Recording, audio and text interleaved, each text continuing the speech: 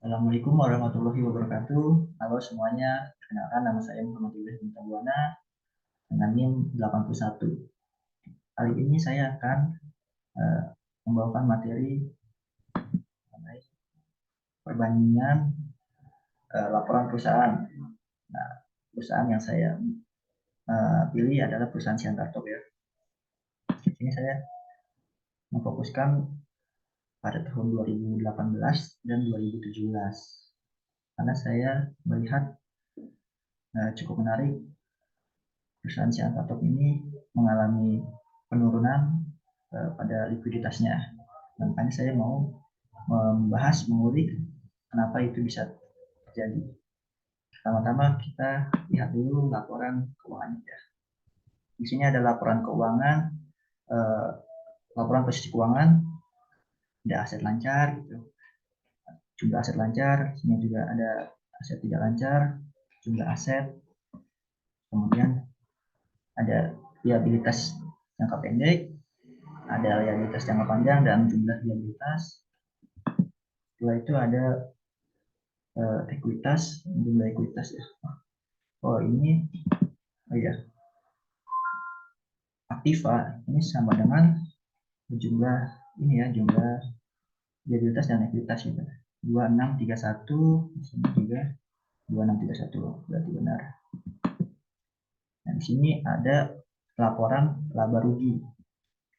Biasa laporan laba rugi ada penjualan gitu, ada beban pokok penjualan, kemudian ada laba sebelum pajak, ada laba setelah pajak nih. Terus kemudian ada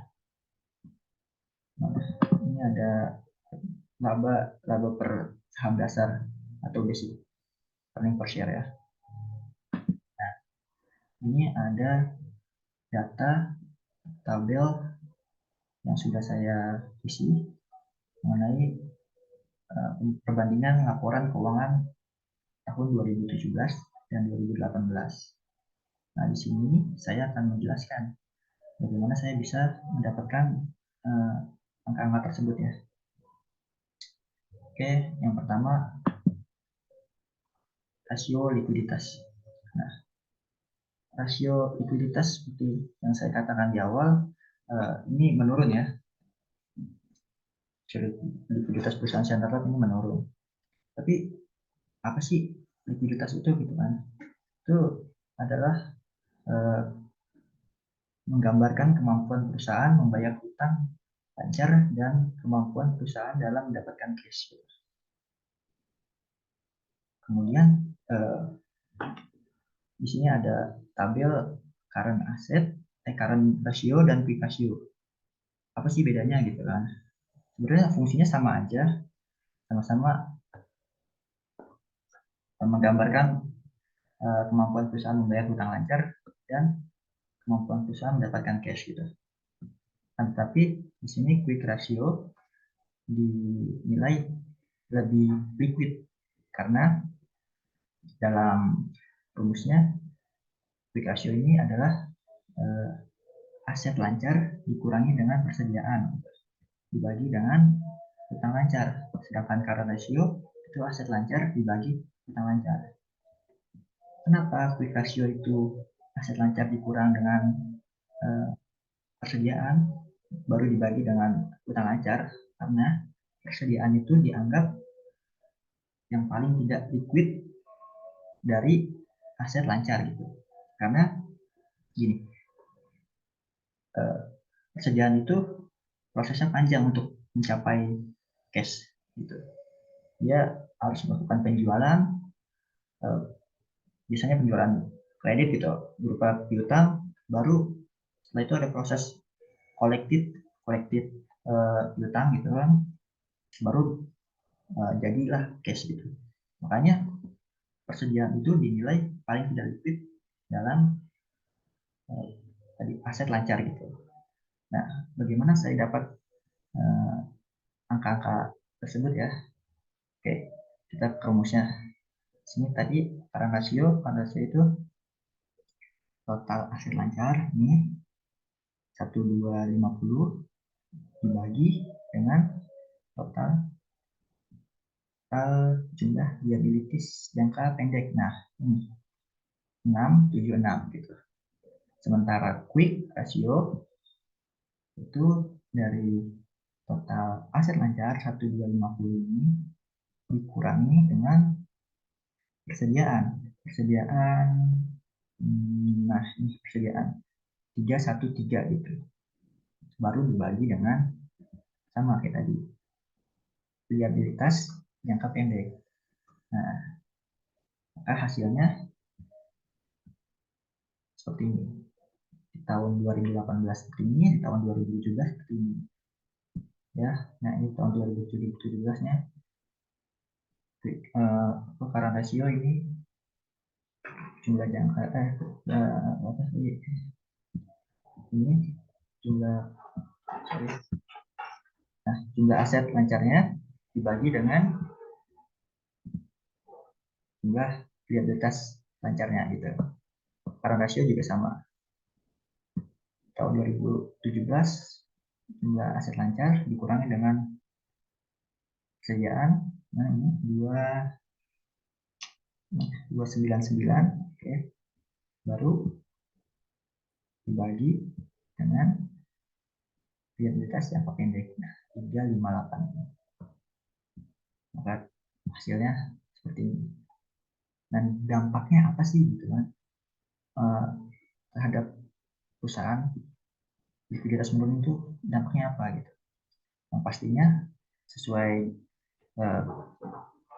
penjelasan awal, perusahaan itu kemampuan perusahaan untuk membayar utang lancarnya berkurang, menurun, atau bahkan kalau parah itu bisa gagal bayar gitu, dan sulit mendapatkan cash tadi, tidak liquid gitu.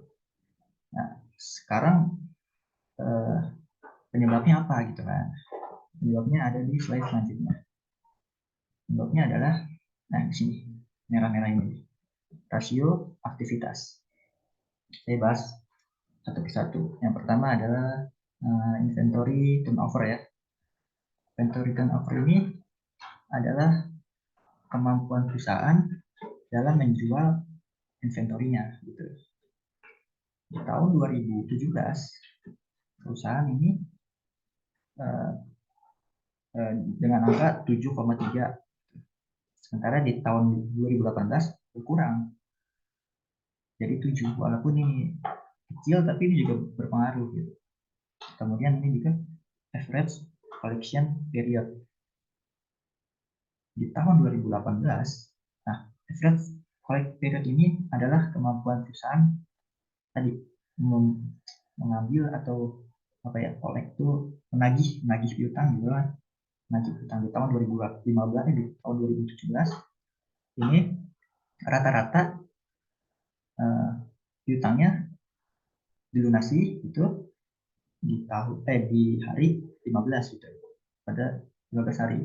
Sementara di tahun 2018 itu jadi tambah lama, jadi 20 hari. Nah, ini yang menyebabkan tadi sifat liquidnya itu cepat dapat cashnya itu menurun gitu. Sehingga ini rasio aktivitas ini penyebab daripada rasio likuiditas tadi gitu. Kemudian ada total aset turnover. Ini adalah aktivitas juga masuknya, penjualan dibagi dengan aset, total aset gitu loh. Oke, saya akan lihatkan bagaimana saya mendapatkan ini ya. Pertama dari inventory turnover. Inventory turnover itu rumusnya kan, nah ini cost of goods sold ya. Cost of goods sold ada di, nah, beban pokok penjualan atau COGS di tahun 2018 ya, itu 2207 dibagi, rumusnya COGS dibagi dengan inventory gitu. Inventory ada di, nah, bagi dengan tadi kesediaan ini tahun 2018 313. Oke. Nah, maka misalnya tadi 7 gitu ya, 7. Terus juga ada di tahun 2017 juga sama, COGS-nya 212 dibagi dengan persediaan inventory 299,078. Nah, selanjutnya ada tadi ada apa? Nah, average oleh period atau kemampuan perusahaan menagih piutangnya tadi ya. Nah, ini rumusnya adalah piutang dibagi dengan rata-rata penjualan piutang. Nah, ini piutang usaha nih, piutang tahun 2018 ini di jumlah dulu, oke, dibagi dengan rata-rata penjualan. Rata-rata penjualan jadi dapat dari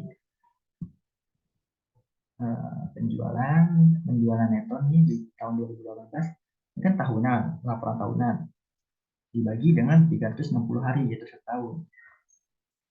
Nah, maka hasilnya jadi seperti ini tadi, 20 hari. Begitu juga yang di tahun 2017 ya. Oke. Sementara total aset turnover itu rumusnya total aset turnover itu penjualan dibagi dengan total aset gitu loh. Penjualan sales tadi di sini tahun 2018 ya 2826 dibagi dengan total aset. Nah, tahun 2018 2631. Maka hasilnya 1,7 kali gitu. Nah, ya sama juga di tahun 2018. Di sini rasio data ini menggambarkan kegiatan perusahaan terlihat tahun 2017 7,3, kemudian tahun 2018 nih. Tahun 2018 menurun menjadi 7. Average collect juga sama. Ini menurun dari 15 hari, meningkat ini apa ya? Bisa dibilang tambah lama gitu. Jadi tambah lama lagi jadi uang, akhirnya samanya menurun gitu kan. Jadi dari 15 hari menjadi 20 hari. Ini merupakan penyebab likuiditas perusahaan menurun karena semakin lama perusahaan menagih piutangnya. Nah, semakin buruk likuiditasnya. Oke. Selanjutnya ada rasio debt ratio. Nah, debt ratio ini adalah kemampuan perusahaan dalam membayar seluruh hutangnya, gitu loh. Jadi kalau yang tadi ini current ratio itu kemampuan perusahaan membayar hutang lancar gitu kan. Kalau yang di sini di debt itu seluruh hutangnya gitu. Nah, contoh di tahun 2017 itu dia sebesar 40,8%. Sementara di tahun 2018 meningkat gitu kan. Padahal angkanya lebih kecil. Tadi saya jelaskan. Meningkat di tahun 2018 menjadi 37,4%. Ini sebenarnya logikanya gini. Sebelumnya total aset itu dibiayai oleh utang sebesar 40% gitu kan. Nah, akhirnya di tahun 2018 mungkin dia udah bayar gitu kan, udah nyicil. Jadi total aktivanya itu dibiayai oleh utang hanya tinggal 37,4%. Makanya itu meningkat gitu. Rumusnya gimana? Rumusnya adalah total hutang ya. Total hutang jangka pendek tambah jangka panjang. Nah, ini liabilitas jangka pendek ditambah likuiditas jangka panjang ya. Ini jumlah likuiditas di tahun 2018 dibagi dengan total aset gitu. Ini 26, ya benar, 2631 gitu. Kemudian sini udah bagus ya perusahaannya. Mana tadi? Nah, ini udah bagus, udah cukup bagus. Karena kalaupun gagal bayar, ibaratnya 37% aktivitasnya ya udah dibuang gitu. Karena masih jauh dibandingkan 50% gitu. Oke, selanjutnya dibayarkan gitu misalnya tadi ini 37% itu dibayarkan aja gitu kan. Masih bisa bayar gitu. Selanjutnya di sini ada rasio profitabilitas.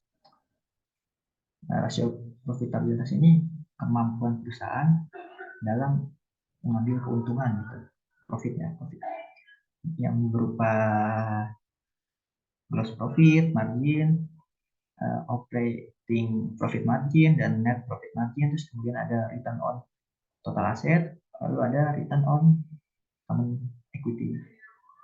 Nah, di sini di tahun 2017 gross profit margin 21%. Kemudian di tahun berikutnya meningkat nih, walaupun cuma tipis ya, tapi ini juga ya udah bagus gitu. Jadi 22%. Kemudian operating profit margin juga meningkat dari 10,2% menjadi 11,4%. Setelah itu ada net profit margin yang sebenarnya ini net profit margin ini harusnya ini berarti berkurang, nah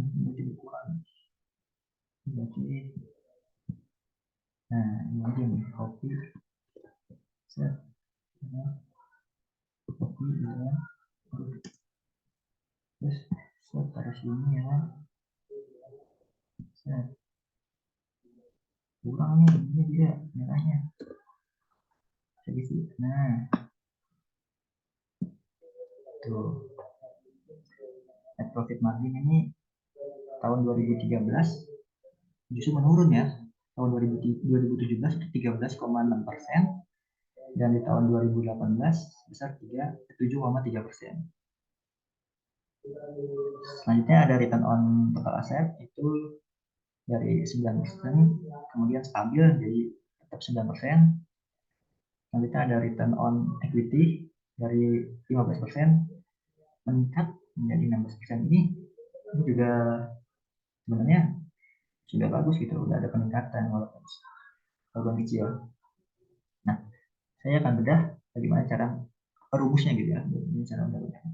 Gross profit ini rumusnya itu pendapatan atau pendapatan kotor atau gross profit dibagi dengan penjualan. Ya, pendapatan gross profit ya, profit itu pendapatan. Nah, laba kotor nih. Jadi laba kotor itu penjualan net dikurangi dengan COGS, itu laba kotor. Jadi rumusnya laba kotor dibagi sama sales ya, bagi dengan sales. Sales ini ada di sini. Mana ya? Ini. Laba kotor dibagi dengan total penjualan ya, sales. Atasnya tadi. Seperti itu. Hasilnya jadi 22%. Nah, kemudian operating profit margin itu adalah profit dari bisa dibilang rumusnya gini nih. Rumusnya itu laba sebelum pajak, kan? Jadi dari laba kotor ini dikurangi dengan pendapatan operasional. Nah, itu profit setelah dikurangi beban-beban operasional gitu. Ini laba sebelum pajak dibagi dengan total tadi sales lagi atau penjualan. Nah, selanjutnya ada tadi apa lagi? Net profit ya. Net profit juga sama nih. Net profit itu setelah pajak secara net profit malah. Jadi tadi ini profit operating, kemudian net profit itu bisa dibilang EBIT gitu setelah pajak. Apa sih namanya ya, profit hasil penjualan setelah dikurangi biaya operating, terus kemudian biaya pajak, atau disebutnya EBIT gitu, baru dibagi mana EBIT ya, sebentar. Sebelum pajak, nah ini taksiran beban pajak nih, bahan bakar berjalan 255, kemudian dibagi sama net sales. Terus ada ROA kalau nggak salah, ROA. Nah, return on equity. Return on equity ini kemampuan perusahaan dalam apa ya, tingkat pengembalian gitu berdasarkan total aset, keuntungan berdasarkan total aset. Jadi rumusnya sama, EBIT juga, laba tahun berjalan 255 ini dibagi dengan, ini kan on aset ya, berarti dibagi dengan total aset gitu. Total aset, nah jumlah aset 2631 ini. Itu juga yang 2017-nya. 2017-nya ini 216 dibagi dengan 2342. Tuh. Selanjutnya ada ROE. ROE ya, benar gak sih? Ya, ROE. Nah, return on equity ini adalah tingkat pengembalian berdasarkan equity, berdasarkan modal. Di sini rumusnya sama, EBIT juga EBIT juga. Nah, tahun 2018 255 dibagi dengan, tadi on-nya equity kan, maka dibagi dengan equity, ada di slide 3. Nah, equity jumlah ekuitas seperti itu. Oke. Nah, sini secara keseluruhan ya, sebenarnya penyakitnya itu hanya di ini aja, rasio likuiditas ini dampak dari operating aktivitas perusahaan yang tidak sehat gitu. Ya, dari bagaimana perusahaan menjual barangnya, kemudian bagaimana perusahaan mengkolek piutangnya gitu dari customer. Ini hasil penyebab dari rasio likuiditas tadi yang menurun gitu. Oke. Selanjutnya ada solusi. Nah, ini solusi yang diberikan. Biasanya kalau rasio likuiditas ini menurun, misalnya solusi yang diberikan meningkatkan likuiditas dengan menjual aset tetap gitu, yang tidak produktif, kemudian bisa juga dengan menerbitkan saham atau menarik investor. Tapi kalau menurut saya ini kurang ya, karena ini loh, dengan menjual aset tetap yang tidak produktif, berarti penjualannya meningkat dari tahun 2018, dari tahun 2017 ke 2018 itu meningkat. Nah, tahun 2017 itu 2825, sedangkan tahun 2018 2826. Nah, ini membuktikan bahwa sebenarnya penjualannya baik-baik saja gitu, baik-baik saja, walaupun memang tidak ada pelonjakan yang tinggi gitu kan. Tapi daripada menjual aset yang tidak produktif gitu kan, bisa jadi produktif gitu, maka bisa dimanfaatkan untuk produktivitas ke depannya. Nah, saran saya itu lebih memperbaiki tadi rasio activity-nya. Bagaimana perusahaan itu menjual perputaran inventory-nya, kemudian bagaimana perusahaan juga mengkolek piutang yang diberikan kepada customer untuk ya secepatnya dibayarkan gitulah, secepatnya kita terima, sehingga uang itu bisa diolah menjadi inventory lagi, kemudian inventory-nya dijual lagi, lebih cepat gitu perputaran likuiditasnya yang seharusnya. Nah, lalu berapa lama perusahaan mendapatkan hasil penjualannya? Collect period seperti yang saya bilang tadi, yang seharusnya bisa didapatkan lebih cepat sehingga hasil penjualan atau hasil dari piutang dapat digunakan untuk operasional lagi gitu. Oke, ya saya rasa saya sudah cukup menjelaskannya. Kurang lebihnya mohon maaf. Saya yakin saya bukan yang terbaik, saya masih belajar gitu kan. Kalau ada saran, kalau ada masukan, boleh komen di bawah dan jangan lupa subscribe ya guys ya. Oke, ya sudah semua sudah saya bacakan. Terima kasih. Nah, jangan lupa jaga kesehatan. Wassalamualaikum warahmatullahi wabarakatuh.